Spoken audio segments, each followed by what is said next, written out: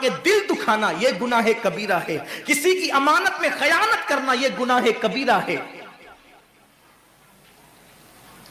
ماں باپ کا دل دکھانا یہ گناہ کبیرہ ہے، کفر کرنا یہ گناہ کبیرہ ہے، بلکہ اکبر الکبائر۔ اللہ کے رسول صلی اللہ علیہ وسلم نے فرمایا جیسے ماہ رمضان شریف میں نیکیوں کا درجہ بڑھ جاتا ہے، ویسے ماہ رمضان شریف میں گناہوں کا بھی معاملہ بڑھ جاتا ہے۔ یعنی اگر رمضان شریف میں تم ایک گناہ کرو گے تو اور دنوں کے اندر جو گناہ کرتے تھے اب اس گناہ سے زیادہ تمہیں عذاب دیا جائے گا، کیونکہ آپ نے ماہ رمضان کی حرمت کو پامال کیا ہے، آپ نے ماہ رمضان شریف کی عزت کو پامال کیا ہے۔ تو سوچو انسان کی لعنت پڑے یہ حال ہے، تو جس پہ فرشتوں کی وہ بھی ایک دو نہیں پورے سال تک فرشتے لعنت کرتے ہیں، اور اللہ کے نبی صادق و مصدوق نبی نے فرمایا کہ اگر وہ اسی سال رمضان شریف آنے سے پہلے مر جائے تو اس کے پاس کوئی نیکی نہیں ہوگی جو اس کو جہنم کی آگ سے بچا سکے، اور اس کا ٹھکانہ تو جہنم ہی ہوگا۔ خدا کے لیے اپنے حال پہ رحم کرو، اپنے آپ کو جہنم کا ایندھن مت بناؤ۔ ہمارا جسم اتنا طاقتور نہیں ہے کہ ہم اپنے جسم پر جہنم کے عذاب کو برداشت کر سکے۔ میری قوم کے جوانوں، اپنی جوانی پہ اترانے والوں، اپنی قوت پہ ناز کرنے والوں، اللہ کے رسول صلی اللہ علیہ وسلم فرماتے ہیں کہ جہنم کی آگ کی ایک چنگاری اگر دنیا کے سمندر میں ڈال دی جائے تو دنیا کے سارے سمندر آگ سے بھڑکنے لگے۔ اس چنگاری کو، وہ جہنم کی چنگاری کو سمندر ٹھنڈا نہیں کر سکتے، بلکہ سمندر کو وہ ایک چنگاری بھڑکا دے گی اور سمندروں کے اندر آگ لگ جائے گی۔ جو ایک چنگاری سارے سمندر کو بھڑکا دے، اللہ اکبر، اس جہنم کے اندر یہ چھوٹا سا وجود جو چھوٹی سی، اللہ اکبر، اگر بتی کے چٹکے کو برداشت نہیں کر سکتا، جو چراغ کی لو کی تیز کو، جو چراغ کی لو کی حرارت کو برداشت نہیں کر سکتا، جو سگریٹ کے چٹکے پر بے قرار ہو جاتا ہے، یہ چھوٹا سا وجود جب جہنم کے اندر داخل کیا جائے گا اس وقت اس وجود کا کیا ہوگا؟ میرے آقا مصطفیٰ جان رحمت فرماتے ہیں کہ جب پہاڑوں کو جہنم میں ڈالا جائے گا تو پہاڑ ایسے پگھلنے لگیں گے جیسے نمک کو پانی میں ڈالنے سے نمک پگھلنے لگتا ہے۔ میرے بھائیوں، خدا کے لیے اپنے حال پر رحم کرو، اپنے آپ کو جہنم کا ایندھن مت بناؤ۔ اللہ اکبر، تراویح کے وقت میں پیر پھیلا کر محلوں میں بیٹھنے والوں، روزوں کے وقت میں چھپ چھپا کر کھانے والوں، اللہ کی غیرت کو چیلنج مت کرو۔ اللہ کے حبیب نے فرما دیا کہ جو گناہ کبیرہ رمضان شریف میں کرے گا سال بھر فرشتوں کی لعنت ہوگی۔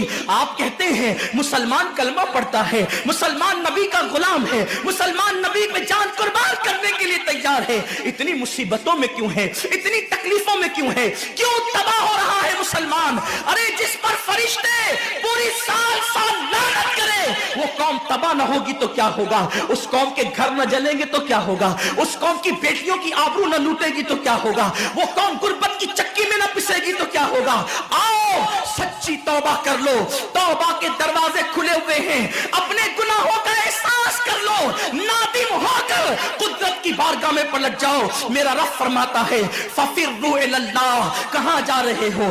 دوڑو اللہ کی طرف، پلٹو اللہ کی طرف۔ بڑے سے بڑا پاپی اگر خدا کی طرف احساس گناہ لے کر، ندامت کے آنسو لے کر اللہ کی بارگاہ میں پلٹا ہے تو اللہ نے اس کو مغفرت کا پروانہ عطا کیا ہے۔ میرے رب کا وعدہ ہے جو میری بارگاہ میں پلٹتے ہیں میں ان کو لوٹاتا نہیں ہوں، میں ان کو معاف کر دیتا ہوں۔ سبقت رحمتی علی غضبی، میری رحمت میرے غضب پہ سبقت لے گئی ہے۔ وہ رب جو 70 ماؤں سے زیادہ پیار کرتا ہے، امت کی تباہی کا اتنا ہی خیال ہے تو ہم رمضان شریف کا احترام کیوں نہیں کرتے؟ ہم رمضان شریف کا اہتمام کیوں نہیں کرتے؟ کیوں ہم اللہ کی عبادت کی طرف نہیں آتے؟ آؤ اپنے گناہوں کا احساس لے کر خدا کی بارگاہ میں پلٹو تاکہ تباہی سے بچ جاؤ۔ ایک حدیث پاک کا مفہوم پڑھ کر اپنی گفتگو کو اختتام کی طرف لے کر چلوں۔ یہ امت اگر گناہ کا احساس کر لے، احساس گناہ کر لے، ہم تباہی سے ابھی بھی بچ سکتے ہیں۔ اللہ کریم ہے، بہت مہربان ہے۔ غفار ہے، اس کو معاف کرنا پسند ہے، بلکہ یہاں تک فرمایا کہ میرا بندہ اگر ساری دنیا کے انسانوں کے جرائم لے کر شرمندہ ہو کے میری بارگاہ میں آئے تو بھی میں اس کو معاف کر دیتا ہوں۔ کیا احساس تھا لوگوں کو گناہ کا، بلکہ گناہ نہیں، نہ کردہ گناہوں کا بھی لوگوں کو احساس تھا۔ ایک حدیث پاک کا مفہوم پڑھتا ہوں۔ حضرت ثعلبہ ابن عبد الرحمن، یہ ایک جوان انسان ہے، ابتدائی جوانی میں ان کو حضور کا دامن نصیب ہو گیا اور یہ مسلمان ہو گئے، حضور کے ہاتھوں پہ کلمہ پڑا۔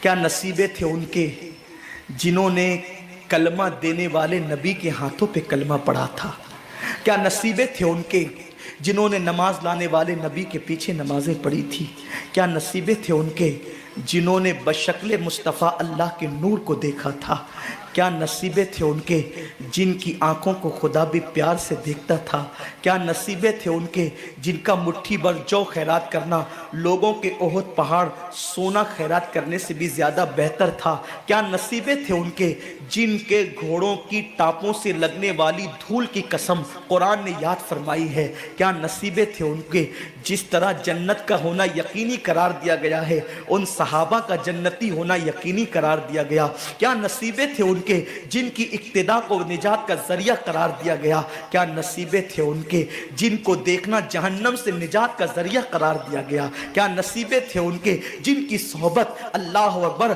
رسول اللہ کی صحبت کی نیابت کا ذریعہ قرار دے دیا گیا۔ اللہ اللہ کیا نصیب والے تھے، لیکن حضور کی تربیت نے ان کو کس قدر عظیم معتبر اور محترم بنا دیا تھا۔ ثعلبہ ابن عبد الرحمن جوانی کی ابتدا میں مسلمان ہوئے، شوق یہ تھا زیادہ تر وقت میں نے اللہ کے نبی صلی اللہ علیہ وآلہ وسلم کی چوکھٹ پہ گزارنا ہے۔ کریم آقا سے بندہ پرور غریب پرور آقا سے عرض کی آقا جوانی کی ابتدا ہے، میں یہ چاہتا ہوں کہ زیادہ تر وقت آپ کی صحبت میں گزاروں۔ میرے نبی نے کسی کو نہ نہیں کہا، میرے کریم آقا نے فرمایا ثعلبہ تجھے اجازت ہے۔ اور پھر ثعلبہ جب حضور کی چوکھٹ پہ رات و دن رہنے لگے تو آقا نے ان کی ڈیوٹی مقرر کر دی، اگر کسی کو بلانا ہوتا سرکار ان کو بھیج کر کے بلاتے، کوئی سودا سلف لانا ہوتا حضور ان کو لانے کے لیے بھیج دیتے، کوئی اعلان کرنا ہوتا ان کو کبھی کبھی منادی بنا دیا جاتا۔ ثعلبہ ابن عبد الرحمن کو ایک مرتبہ میرے کریم آقا صلی اللہ علیہ وآلہ وسلم نے ایک صحابی کے گھر پہ بھیجا۔ حدیث پاک کا مفہوم ہے ابھی ابتدائی دن تھے، تربیت ابھی مکمل نہ ہوئی تھی، تربیت کے ایام جاری تھے، ابھی تربیت سے وہ گزر رہے تھے۔ اللہ اکبر، کسی کے گھر جاؤ تو آداب یہ ہیں کہ کسی کے دروازے پہ دستک دے کر سائیڈ میں کھڑے ہو جاؤ، تاکہ اگر وہ دروازہ کھولے تو اس کے گھر میں تمہاری نظر نہیں پڑنا چاہیے۔ میرے کریم آقا فرماتے ہیں اپنے گھروں کی چھت پر بلا عذر شرعی نہ چڑھا کرو، اس لیے کہ اگر تم اپنے گھر کی چھت پر چڑھو گے اور کسی کے گھر میں تمہاری نظر پڑ گئی تو اللہ اس نظر کے بارے میں بھی تم سے سوال کرے گا۔ خالی گھروں میں نظر ڈالنے پر بھی میرے نبی نے منع کیا ہے، جو لوگوں کی آبرو پہ نظر ڈالتے ان کا انجام کیا ہوگا۔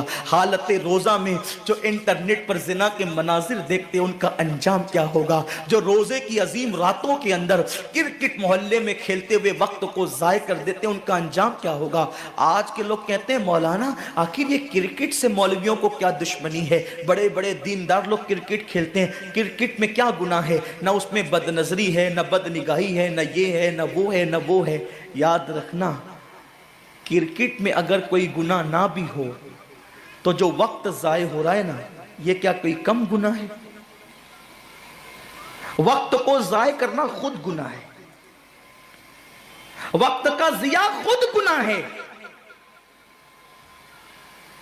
اللہ کے حبیب صلی اللہ علیہ وسلم فرماتے ہیں جس نے دنیا میں ایک لمحہ ضائع کیا ہوگا وہ قیامت کے دن پچھتائے گا کہ میں نے ایک لمحہ کیوں ضائع کر دی۔ گھنٹوں سب کی نیند برباد کرتے ہو، خراب کرتے ہو، پوری رات جگتے ہو، اگر وہ رات مصلی پر گزرے تو پھر کیا بات ہے۔ آج لوگ کہتے ہیں مسلمانوں کو ترقی کیوں نہیں ملتی، کل تک مسلمان تاجدار تھا آج مسلمان بھکاری ہو گیا۔ ہم کہتے ہیں اس وقت تک مسلمان تاجدار تھا جب اس کی راتیں مصلی پر اپنے گناہوں کو یاد کر کے روتے ہوئے گزرتی تھی، اب تو رونا ہی نہیں آتا، کیوں؟ کیونکہ گناہ کا احساس ختم ہو گیا۔ احساس زیا جس قوم سے ختم ہو جائے پھر اس قوم کو ختم کر دیا جاتا ہے۔ اللہ کے حبیب صلی اللہ علیہ وسلم فرماتے ہیں اگر تیرے گھر میں کوئی جھانکے اور اسلامی حکومت ہو اور تو اس کی آنکھ میں نیزہ مار کر اس کو اندھا کر دے تو تجھ پر کوئی مواخذہ نہیں، اس نے جھانکا کیوں تھا؟ اسلامی حکومت ہو تو قانون یہ ہے آپ کسی کے گھر میں جھانک نہیں سکتے، اور آج حالت یہ ہے کہ پڑوسی کی بیٹیاں ہماری نظروں سے محفوظ نہیں، قوم تمہارا اچھا مذاق اڑا رہی ہے، آصفہ کی آبرو کی حفاظت کرنے کے لیے احتجاج کرنے نکلے ہو، تم سے گلی کی بچیاں محفوظ نہیں۔ لوگ جو تمہاری بیٹیوں کی آبرو کا جنازہ نکال رہے ہیں بہت سوچ سمجھ کے، انہیں پتا ہے کہ تمہارے کھوکھلے نعرے کسی آصفہ کی آبرو نہیں بچا سکتے۔ تم ہزاروں آصفہ کو، اپنے محلے کی آصفہ کو تم جب پاپ کی نظر سے دیکھ رہے ہو، اس کا احتجاج کون کرے گا؟ بیٹیوں کی آبرو کا تحفظ پاپی نگاہوں نے کبھی نہیں کیا۔ یہ سیاسی ہتھ کنڈے اور اخبارات میں تصویر چھپانے کا شوق تمہیں نعرہ لگانے پہ مجبور کرتا ہے، مگر دنیا اچھی طرح جانتی ہے کہ تمہاری آنکھوں میں وہ تقدس نہ رہا جو محمد بن قاسم کی آنکھوں میں تھا۔ اگر وہ تقدس تم پیدا کر لیتے تو احتجاج کی ضرورت نہیں پڑتی، تمہاری بیٹیوں کو کوئی آنکھ اٹھا کے دیکھ نہیں سکتا تھا۔ ہم ہندوستان میں جو پہلی مرتبہ آئے تھے، قرآن پڑھنے نہیں آئے تھے، قرآن پڑھانے نہیں آئے تھے، اذان دینے نہیں آئے تھے، نماز پڑھانے نہیں آئے تھے۔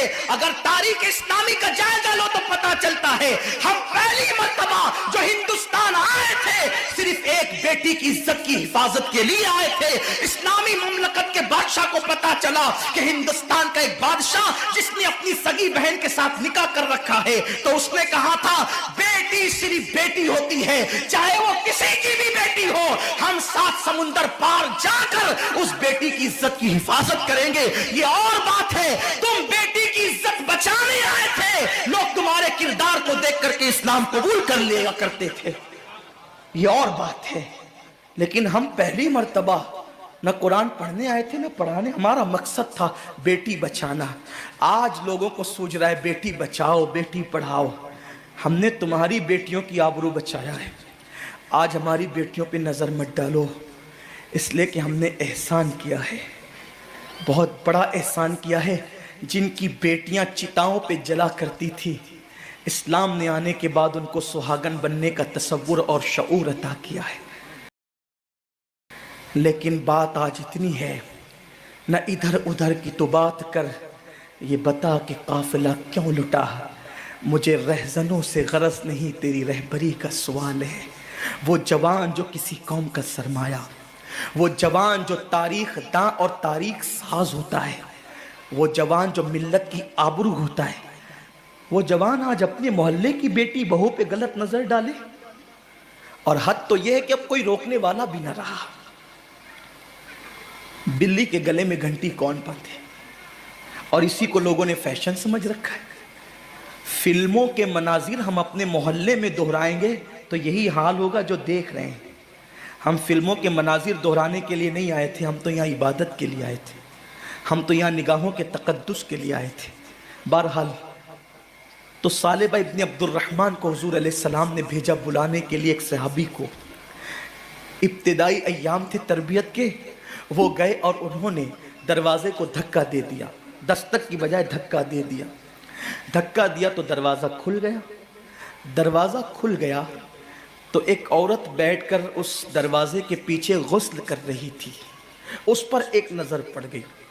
اہل علم جانتے ہیں کہ کتنا ہی گندا منظر ہو، اگر بے ساختہ بے ارادہ اگر کسی پہ نظر پڑ جائے اور انسان فوراً نظر پھیر لے تو وہ گناہ نہیں ہے۔ اللہ کے رسول فرماتے ہیں کسی ایسے منظر پہ جس کو دیکھنے کو اللہ نے منع فرمایا، بے ارادہ نظر پڑ جائے اور پھیر لو فوراً، پہلی نظر معاف ہے، وہ گناہ نہیں ہے۔ لیکن جن کے رتبے ہیں سوا، ان کو سوا مشکل ہے۔ پہلی نظر پڑی اس نہاتی ہوئی عورت پر، اس پہ میں تبصرہ نہیں کر سکتا کہ اگر کوئی غسل کرے تو اس کی کیفیت کیا ہوگی۔